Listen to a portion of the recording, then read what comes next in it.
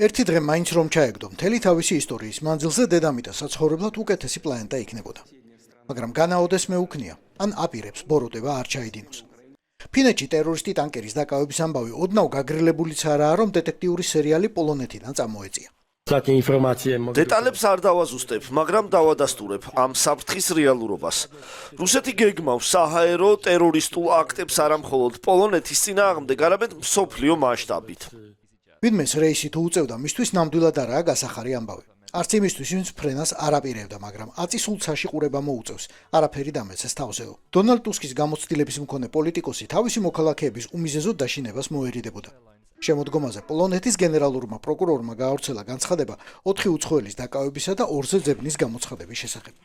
ჯგუფი საკურიერო კომპანიების დახმარებით ევროკავშირის ქვეყნებსა და დიდ ბრიტანეთში გზავნიდა ამანათებს, რომლებიც შეიცავდა დამალულ ასაფეთქებელ და საშიშ მასალებს. ამ მასალებს ახასიათებთ უეცარი აალება ხმელეთზე ან ჰაერით ტრანსპორტირებისას.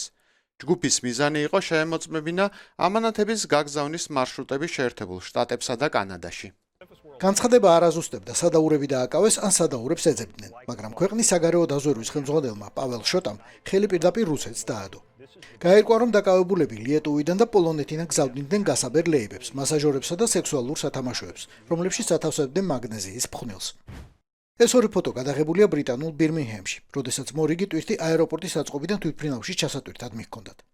ბედის ამბავი იყო, რომ 22 ივლისს DHL-ის თვითმფრინავის დატვირთვა გვიან დაიწყო და კონტეინერი უკვე ბორტზე არ იყო. მით უფრო თვითმფრინავმა რომ ვერ მოასწრო აფრენა. ბირმინგემში იმ დღეს დაიწყო მხოლოდ რამდენიმე კონტეინერი და პატარა ამწე. უახლოეს ამ დღეში იგივე მოხდა გერმანულ ლაიფციგსა და ვარშავაში. ოღონდ რეისები ყველა შემთხვევაში გადარჩა, რა კი ცეცხლის საწყობებში გაჩნდა. მარტივი დემონსტრაცია. მაგნეზია რბილი ლითონია, რომელიც ბურბუშელას ან ფირფიტების სახით ღიად იყიდება. მას ტურისტები, ალპინისტები, მონადირეები, სამხედროები ბუნებაში ცეცხლის დასანთებად იყენებენ. ძალიან სწრაფად იწვის და წყლის დასხმით მხოლოდ ძლიერდება. სხვადასხვა ქვეყნის გამომძიებლები ამ საფრთხის აღმოჩენის შემდეგ თანხმდებიან, რომ ჰაერში თვითმფრინავის ბორტზე ასეთი აალება უეჭველ კატასტროფას გამოიწვევს.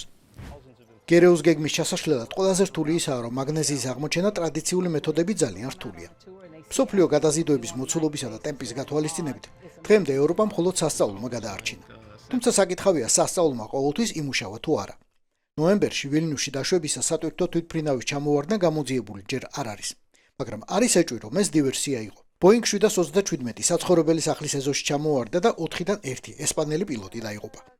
თვითმფრინავი ზუსტად იმ ლაიფციგიდან მოფრინავდა, სადაც რამდენიმე თვით ადრე თვითაალებადმა ტვირთმა აეროპორტის საწყობი გაანადგურა.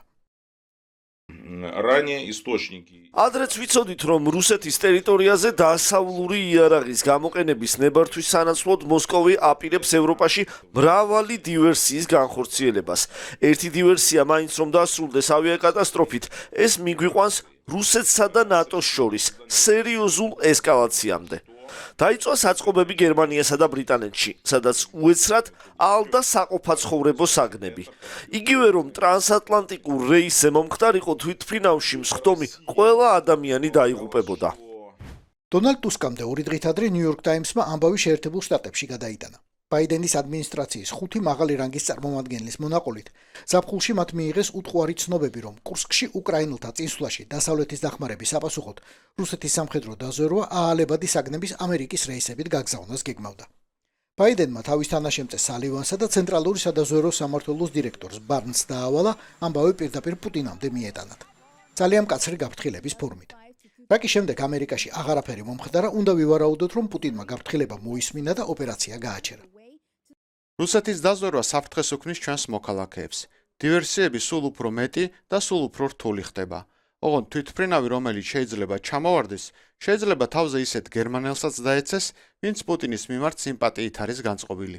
რუსეთი ცდილობს ბრიტანეთი სრულიად დაიმორჩილოს, ამავე დროს ირანი უპრეცედენტო მასშტაბის აქტებს გეგმავს. უკრაინაში შეჭრის შემდეგ გერეუმ ბრიტანეთში დაფიქრების გარეშე ჩაატარა საბოტაჟის, ხანძრის გაჩენისა და სხვა უკიდურესად საშიში ოპერაციები. ჯიმ ტერმინი, საჰაერო ტრანსპორტის საერთაშორისო ორგანიზაციის ICAO-ს კონსულტანტი, ბრიტანულ ტელეგრაფთან ინტერვიუში ამბობს, რომ უსაფრთხოების ტექნოლოგია ამ საშიშროების წინაშე შეიძლება უძლური აღმოჩნდეს. საშიშროება ძალიან დიდია. ასეთი დივერსიის ტექნოლოგია რამდენადაც მარტივია, იმდენად იაფი. რუსებისთვის მოწოდების გლობალური ქსელი აშკარად სამიზნეა. ასეთ მოწყობილობებს უეცრად უჩნდება ცეცხლი. მათი დამალვა ტვირთში გაცილებით უფრო მარტივია ვიდრე ასაფეთქებლების, რომელსაც ტერორისტები ათწლეულობით იყენებდნენ.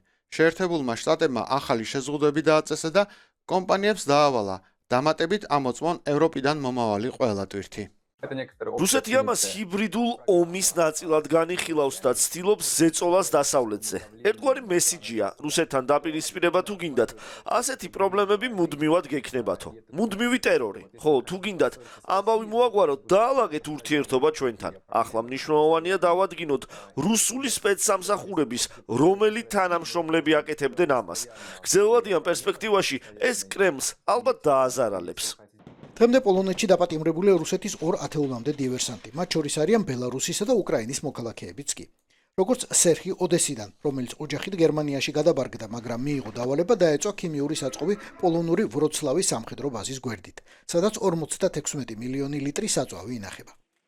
ეს პიროვნება ეთნიკურად რუსი სპორტსმენია, რომელიც ასრულებდა რუსული დაზვერვის დავალებებს.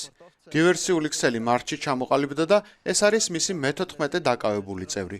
სხვების ამოცანა იყო პოლონეთისა და უკრაინის სარკინიგზო ქსელების თვალთვალი და მტრული პროპაგანდა პოლონეთისა და პოლონურ-უკრაინული ურთიერთობების წინააღმდეგ. სხვა დივერსანტებს დაავალეს წაეკიდებინა ცეცხლის აწყობისთვის ვარშავაში, სამშენებლო ცენტრისთვის გდანსკში და რატომღაც რესტორნისთვის გდინიაში. როგორც გამოძიება აჩვენებს, ობიექტები დაკავშირებულია უკრაინის მომარაგების ინფრასტრუქტურასთან, რაც გერეუს მთავარი სამიზნეა. კურატორები დივერსანტებს რუსული სოციალური ქსელით, ტელეგრამით უკავშირდებიან. ობიექტის მნიშვნელობის მიხედვით, მისი განადგურებისთვის 2-დან 15,000 ევრომდე იხდიან. დიდი ქსელის კოორდინაცია ხდება პოლონეთში მომუშავე რუსი დიპლომატების მიერ. ამის პასუხად რადოსლავ სიკორსკიმ დახურა რუსეთის საკონსულო პოზნანში. ვარშავაში საელჩოს თანამშრომლებს კი აუგზავნა ქალაქიდან შორს გადაადგილება. თუ რუსული საბოტაჟი განმეორდება, არ გამოურიცხავ, რომ ქვეყნიდან გავაძევოთ რუსეთის ელჩი. გვაქვს ინფორმაცია, რომ მოსკოვი იმალება მსგავსი მოქმედებების უკან, არა მხოლოდ პოლონეთში, არამედ სხვა ქვეყნებშიც. როგორც საგარეო საქმეთა მინისტრს მევალება გადამწყვეტი მოქმედება. 2024 წელს ევროპაში 500-მდე საეჭვო ინციდენტი მოხდა. ამათგან დაახლოებით 100 რუსეთის ჰიბრიდული ომის ნაწილია.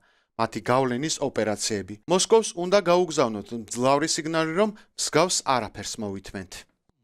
მეტი სტატისტიკით ისიამოვნეთ. Financial Times-ის ინფორმაციით 2022 წელს ომის დაწყებიდან სულ რამდენიმე კვირაში ევროპაში გამოააშკარავეს რუსეთის საელჩო საკონსულოების 600-ზე მეტი თანამშრომელი, ვინც მასპინძელ ქვეყანაში ჯაშუშობას ეწეოდა.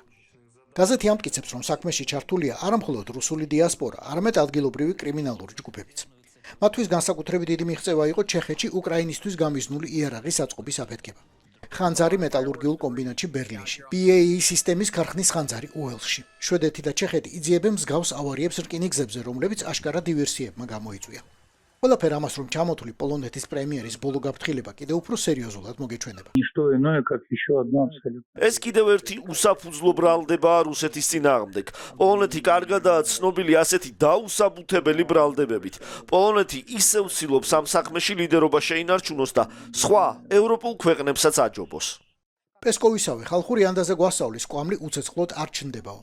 ტერაქტების, ხანძრებისა და აფეთქებების საქმე ჯერ კიდევ იქამდე უნდა მოაგვაროს, სანამ რუსი ღილაკს დააჭერს, ან აალება ტვირთს სადმე გაგზავნის. თორემ კვამლი რომ ჩნდება უკვე ძალიან გვიანია.